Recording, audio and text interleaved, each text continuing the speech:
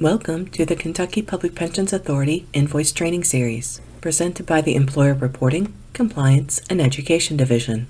This video will provide information on the reinstatement invoice. Generally, a reinstatement is the recuperation of lost wages due to an overturned termination or demotion, but there are other instances that may give need for a reinstatement. Reinstatements require an order associated with the action. These are not just back pays from the employer to catch up wages. According to Kentucky Revised Statute 61.569, an employee can be reinstated by order of the Personnel Board, by court order, or by order of the Human Rights Commission. Following the approval of the reinstatement appeal, an order is written to outline the reinstated time period and the salary awarded to the employee. A copy of the order should be sent with the monthly wage breakdown of the reinstated salary to the ERCE division by the employer. The reinstatement dates and salary is added to the member's account based on the monthly breakdown provided by the employer.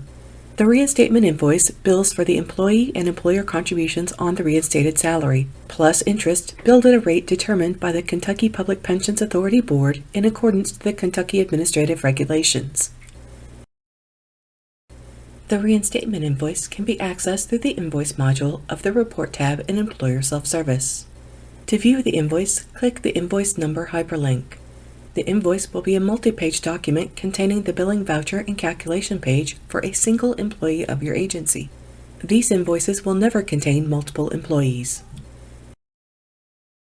The first page of the reinstatement invoice begins with the employer information, providing data on the agency the invoice is associated with. The invoice details feature the invoice number, the due date, member information, and the amount due on the invoice. The payment instructions provide agency-specific direction on how to pay for the invoice, either electronically or by check or money order. And if the agency is mailing a check or money order, they must include the billing voucher portion from the bottom of page 1 with the payment. The second page of this invoice begins with the employer information and invoice details identical to page 1.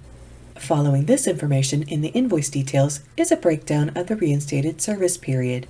The reinstated service period is broken down into individual posting months, and each posting month includes the salary as it was provided by the employer to Kentucky Public Pensions Authority.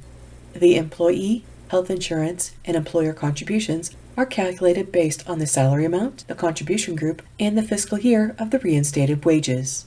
Those three columns are added together to find the total contribution amount. The interest on contributions is based on an interest amount determined by the Kentucky Public Pensions Authority Board, and that amount is added to the contributions to determine the total due for the reinstated service. The employee and health insurance contribution amounts should be withheld from the reinstated salary, as the employee is responsible to pay for that part of the invoice, while the employer is responsible for the employer portion and the interest owed on the reinstated salary. Once the invoice is issued, the employer has 30 days from the date of creation to pay the invoice. The due date can be found under the invoice details on page 1. Thank you for viewing the Reinstatement Invoice Training. If an agency has questions regarding any of their invoices, they may contact their ERCE team through the employer hotline and ask to speak to the invoice specialist.